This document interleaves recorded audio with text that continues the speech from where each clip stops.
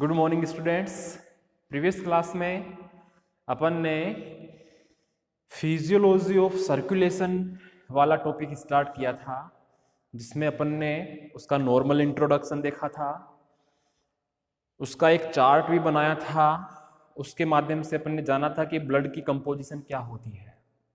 उसके बाद अपन ने ब्लड कार्पल्स अर्थात रक्त कणिकाएं जो 45% पार्ट बनाती है ब्लड का, उसमें से सबसे पहले अपन ने आरबीसी सेल्स स्टार्ट की थी। और उन आरबीसी सेल्स के बारे में अपन ने ये जाना था कि ल्यूविनवेन-हॉक ने सर्वप्रथम 1676 ईस्वी में माइक्रोस्कोप के माध्यम से इनको देखा था और इनको बताया था स्मॉल पार्टिकल्स के रूप में। ठीक है। और इनकी जो अपन स्टडी कर रहे थे, इनकी संरचना की जो अपन अध्ययन कर रहे थे, वो कुछ बिंदुओं के माध्यम से कर रहे थे, कुछ पॉइंट्स के माध्यम से कर रहे थे, जिनमें से अपन ने फर्स्ट लिया था शेप का, उनकी आकृति का। तो अपन ने उसमें ये जाना था कि मेमल्स को छोड़कर जितने भी अन्य जो वर्टिब्रेट एनिमल्स हैं, उनमें यह अंडाकार, जिसे अपन बोल रहे थे ओवेल टाइप, उभयोत्तल जिसे अपन बोल रहे थे बाइकॉन्वेक्स, एवं न्यूक्लियस युक्त न्यूक्लिएटेड टाइप की होती है। जबकि मेमल्स में ऊंट और लामा को छोड़कर यह आरबीसी सेल्स जो होती है सर्कुलर, बाइकॉन्वेक्स एवं न्यूक्लियस रहित होती है, यानी कि न्यूक्लियस एब्सेंट होता है। ये अपन ने उसमें बात कर ली थी। अब न्यूक्लियस एब्सेंट है तो इसमें हीमोग्लोबिन बहुत अधिक मात्रा में समा सकता है, इस चीज को मैंने बता दिया था। सेकेंड नंबर आज अपन स्टार्ट करेंगे उसके बाद। अच्छा, टॉपिक था अपने आरबीसी। इसमें अपन ने फर्स्ट नंबर पे बात कर ली थी शेप की। सेकेंड नंबर पे अपन बात करेंगे साइज की। तो अलग अलग एनिमल्स में इनकी साइज भी अलग अलग मिलती है। जैसे ह्यूमन की बात की रहे, ह्यूमन में इन सेल्स की जो साइज होती है वो 7.5 म्यू होती है। जबकि रेबिट की बात करें तो इसमें 6.9 म्यू होती है। ऐसे ही अगर केट की बात करें तो इसमें 6.5 म्यू होती है। तो अपन देख पा रहे हैं कि अलग अलग एनिमल्स में इस आरबीसी की जो साइज है वो भी अलग अलग है। ठीक है। अब अपन बात करें नंबर की। नंबर तो ये भी अलग अलग एनिमल्स में इनकी संख्या भी अलग अलग होती है। जैसे इंसानों की बात करें तो इंसान में मेल में अलग होगी, फीमेल में अलग होगी, बच्चों में अलग होगी। यानी कि सभी में निश्चित संख्या में ये आरबीसी सेल्स नहीं पाई जाती है। तो अगर ह्यूमन की बात की जाए, तो ह्यूमन में अगर अपन एडल्ट मेल की बात करें और एक तरफ बात करें एडल्ट फीमेल की,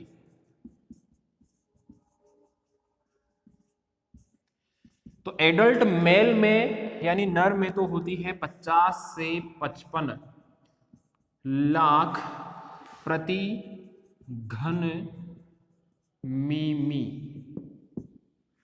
जबकि फीमेल में होती है ओनली 45 लाख प्रति घन मिमी। ये कंपटीशन के एग्जाम में पूछे गए क्वेश्चन है, तो इनको स्पेशली ध्यान रखना है। कई बार क्या होता है कि बॉडी में आरबीसी सेल्स की संख्या में कमी आ जाती है, जिसे एनीमिया के नाम से जाना जाता है। आरबीसी सेल्स की संख्या में कमी किस नाम से जानी जाती है? एनीमिया। डॉक्टर बोलते हैं इसको तो एनीमिया हो गया, यानी कि उसमें उसकी बॉडी में आरबीसी सेल्स की कमी हो जाती है, जिसे बोलते हैं एनीमिया। क्लियर है? अपन ने एडल्ट मेल की बात कर ली, एडल्ट फीमेल की बात कर ली। अगर एक बच्चे की बात करें, जो बच्चा जन्म लेता है चाइल्ड में, तो इसमें सबसे ज्यादा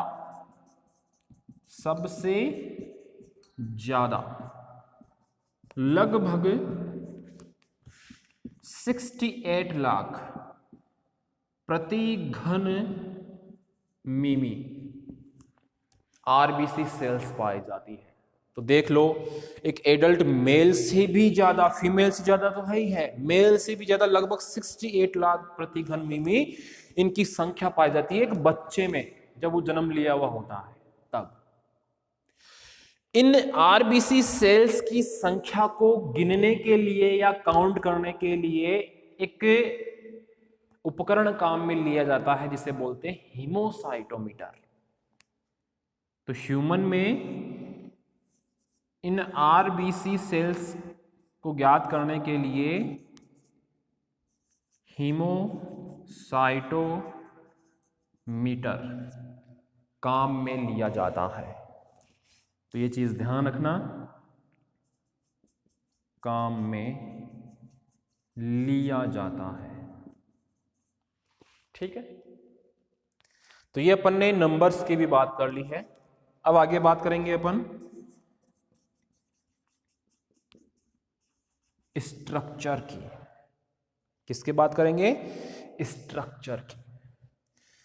तो जो आरबीसी सेल है, यह एक स्मूथ एवं थिन मेम्ब्रेन से घिरी हुई होती है। किससे घिरी हुई है? एक स्मूथ एवं थिन वॉल, थिन मेम्ब्रेन से घिरी हुई होती है, जो लगभग 0.02 म्यू मोटाई की होती है। एक मेम्ब्रेन से तो घिरी हुई होती है, जो लगभग 0.02 मोटाई की होती है। यह लिपोप्रोटीन से मिलकर बनी हुई होती है। किससे मिलकर बनी हुई है? लिपोप्रोटीन से मिलकर बनी हुई होती है, लिपिड और प्रोटीन से। इसके अलावा यह सेमी परमेबल मेम्ब्रेन होती है। कैसी होती है? सेमी परमिएबल, जिसे अपन बोलते हैं अर्धपारगम्य, अर्धपारगम्य होती है। ये जो आरबीसी सेल्स होती है, इनमें अब क्या क्या एब्सेंट होते हैं? न्यूक्लियस का तो अपन को पता है पहले से कि आरबीसी कोशिकाओं में केंद्रक नहीं होता है, मेमल्स में ऊंट और लामा को छोड़कर। यानी अपन इंसान है तो अपनी जो परिपक्व आरबीसी होगी, जो मैच्योर आरबीसी होगी, उनमें केंद्रक अनुपस्थित होता है, इसलिए तो सबसे अधिक मात्रा में हीमोग्लोबिन समा सकता है। तो इनमें क्या क्या एब्सेंट होता है? Nucleus, ER, centriole,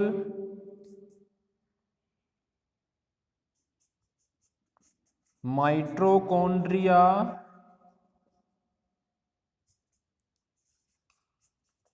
Golgi bodies. Nucleus, endoplasmic reticulum, centriole, mitochondria, Golgi bodies, ribosome आदि अनुपस्थित होते हैं। तो ये चीज ध्यान रखनी है कि आरबीसी सेल्स में, आरबीसी सेल अंदर से पूरी खाली ही होती है। यानी खाली का मतलब ये नहीं कि कुछ नहीं होता, ये अंगक नहीं होते हैं, इनकी जगह पर होता है ओनली हीमोग्लोबिन। ठीक है, तो ये अपन ने आरबीसी सेल्स की स्ट्रक्चर्स की भी बात कर ली है कि कैसी इसकी स्ट्रक्चर होती है, इसमें क्या उपस्थित होता है, किससे मिलकर भी बनी हुई होती है, और इसमें क्या अनुपस्थित होता है। अब अपन बात करेंगे फिजिकल प्रॉपर्टीज की, भौतिक गुणों की। बहुत ही इजी है, इजी भी है, इंपॉर्टेंट भी है। बहुत सारे क्वेश्चन पुटअप होते हैं यहां से।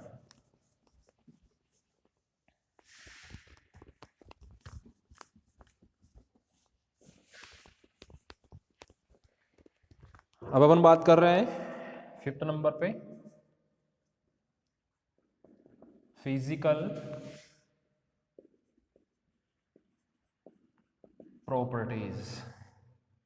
फिजिकल प्रॉपर्टीज, तो ये जो आरबीसी सेल्स होती है यह एक दूसरे के ऊपर कोइंस के समान एक दूसरे के ऊपर उपस्थित होती है। जैसे कोइंस होते हैं, सिक्के जो होते हैं, उनको अगर अपन एक दूसरे के ऊपर रख दे, उसी के समान ये आरबीसी सेल्स भी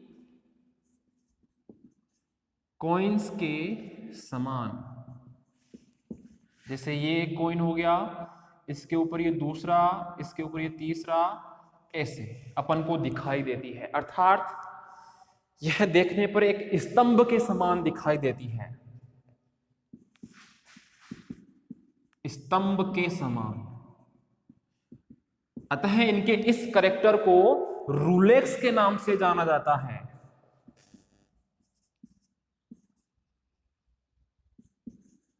रूलेक्स के नाम से जाना जाता है, ये चीज ध्यान रखना। आरबीसी सेल्स कोइंस के रूप में एक दूसरे के ऊपर जमी हुई रहती है, जो अपन को एक स्तंभ के रूप में दिखाई देती है। तो इनके इस लक्षण को, इसके इस कैरेक्टर को रूलेक्स के नाम से जाना जाता है। क्लियर है? अब अपन बात करेंगे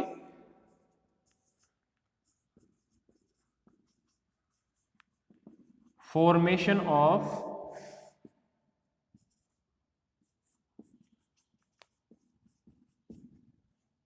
इरिथ्रोसाइट्स। इरिथ्रोसाइट्स मतलब बात ये कि ये आरबीसी सेल्स, तो आरबीसी सेल्स का फॉर्मेशन या निर्माण कैसे होता है, कहां से होता है, उसको अपन जानेंगे। तो ध्यान देना, बॉडी में इनके निर्माण को इरिथ्रोपोइसिस या हीमोपोइसिस कहा जाता है। आपसे पूछा जा सकता है कि बॉडी में इनके निर्माण प्रक्रिया को क्या बोलते हैं, तो आप क्या बताओगे? इरिथ्रोपोइसिस या हीमोपोइसिस। आरबीसी के बॉडी में निर्माण की क्रिया या फॉर्मेशन की रिएक्शन क्या कहलाती है? इरिथ्रोपोइसिस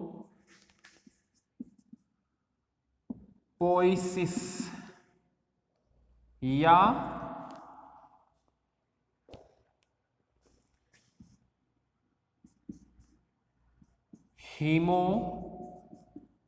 हीमोपोइसिस कहलाती है। तो ये चीज ध्यान रखनी है, बॉडी के, अपनी बॉडी के अंदर जो आरबीसी का फॉर्मेशन होता है उसको इरिथ्रोपोइसिस या हीमोपोइसिस के नाम से जाना जाता है। अब अपन बात करेंगे कि इसका फॉर्मेशन कहां पर कैसे होता है। तो एक एम्ब्रियो की बात की जाए,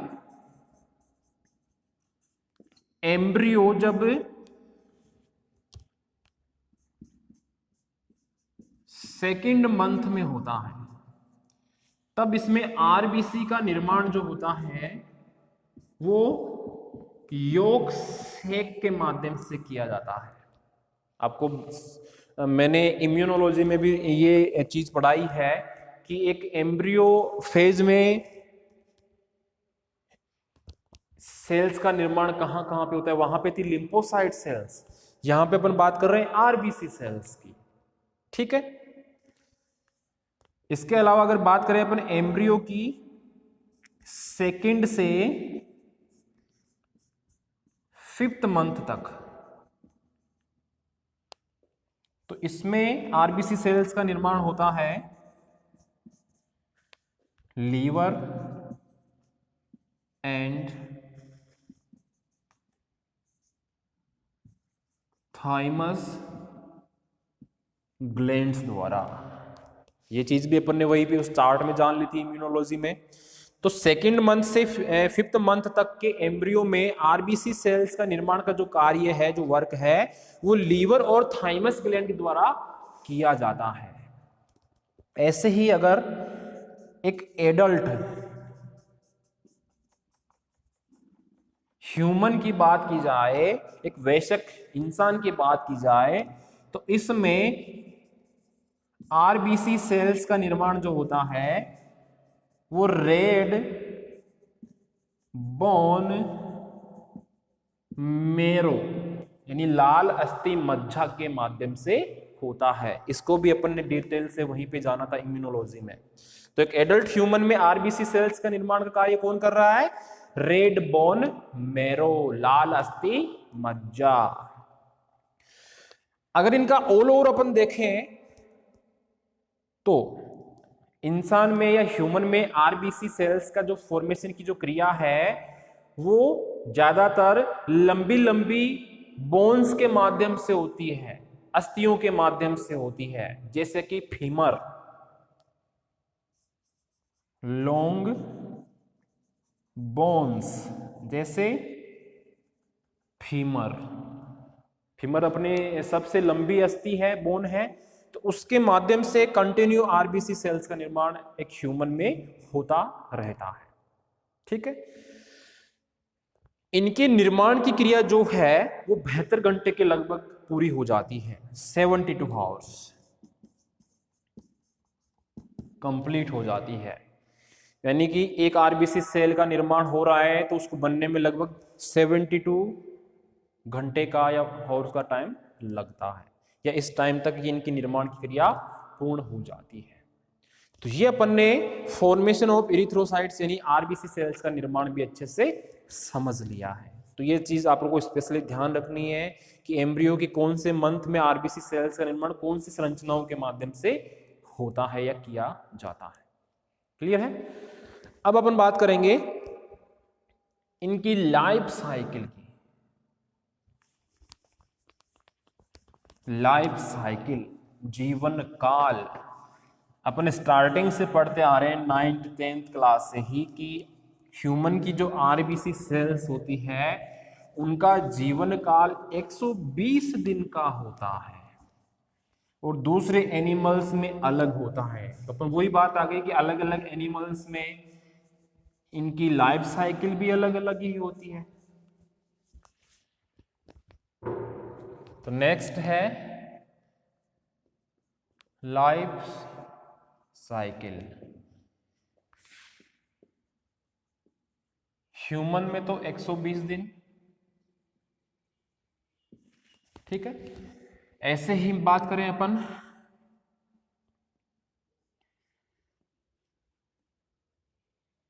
डॉग की, तो डॉग में होती है 124 डेज, 124 दिन। एक फ्रॉग या मेंढक की बात करें तो इसमें होती है 100 डेज ओनली। तो अपन देख पा रहे हैं अलग अलग एनिमल्स में इनकी लाइफ साइकिल भी अलग अलग ही होती है। नेक्स्ट अपन बात करेंगे, अच्छा, एक आरबीसी सेल जो होती है जब वो जन्म लेती है और जब उसकी मृत्यु होती है तब तक वह लगभग 50,000 साइकिल कंप्लीट कर चुकी होती है। यानी कि जब एक आरबीसी सेल जन्म लेती है और जब उसकी मृत्यु होती है तो इसके दौरान, इस टाइम के दौरान वो लगभग 50,000 चक्कर पूर्ण कर चुकी होती है। और एक एडल्ट ह्यूमन में बात की जाए तो आरबीसी सेल जब नष्ट होती है तो उनसे एक दिन में लगभग एडल्ट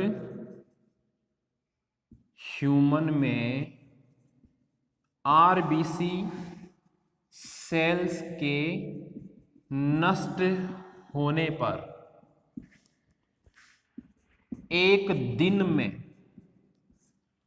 आरबीसी सेल्स के नष्ट होने पर एक दिन में लगभग 250 milligram mg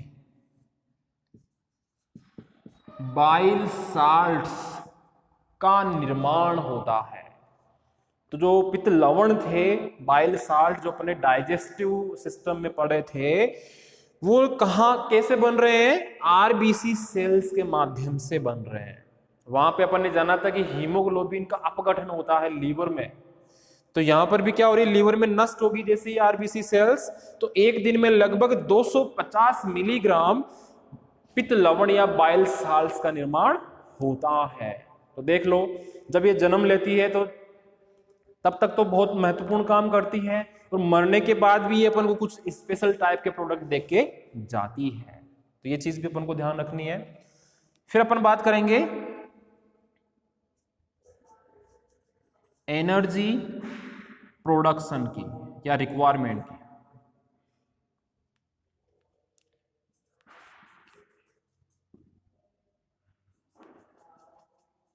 energy requirement,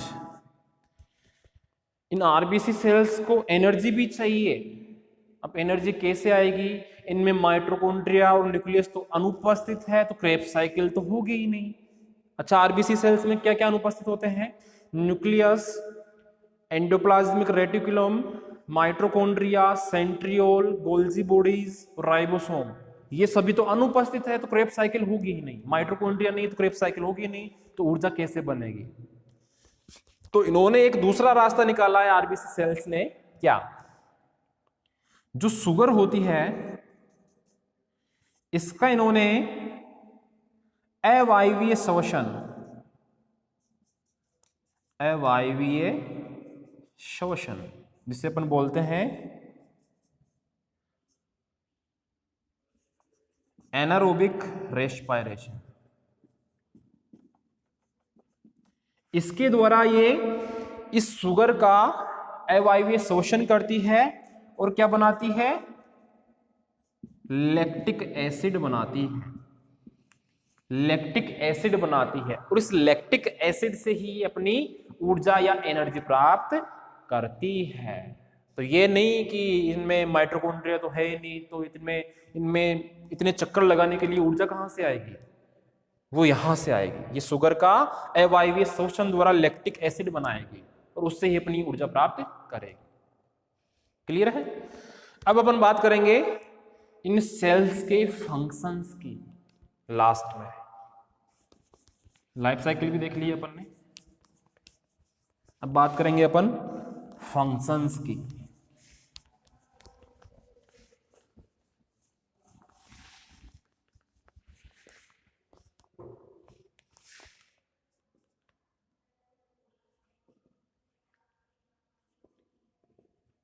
functions, तो आरबीसी सेल का कार्य क्या होता है?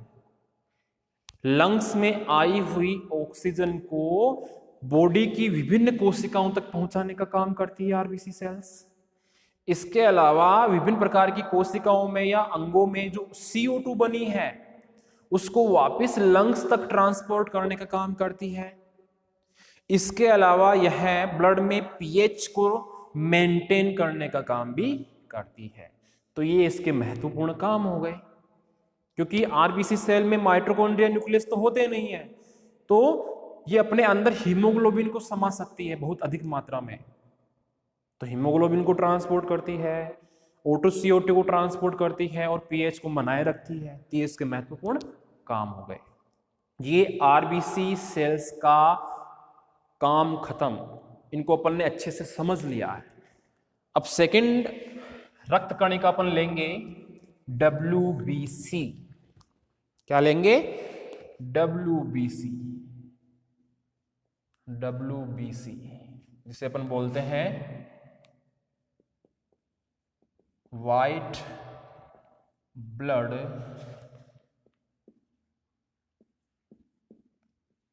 कॉर्पल, ये बोलते हैं।